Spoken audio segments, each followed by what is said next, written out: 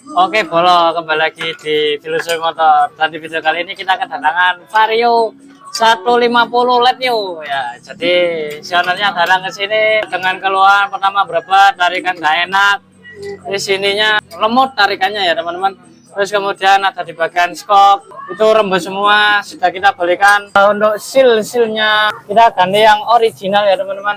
Nah ini kita sudah berikan original ya, dan ini sudah satu set dengan tutupnya. Ini bakal kita setting ribbon ya teman-teman untuk skok depannya. Oke, jadi oh ya, terus ada request dari ownernya itu minta ganti air radiator, dan air radiatornya itu sudah berkarat semua ya teman-teman. Tuh kalian bisa lihat, tuh sudah berkarat kuning semua ini ya bekasnya ini ya. Jadi sudah saya kuras, saya bersihkan.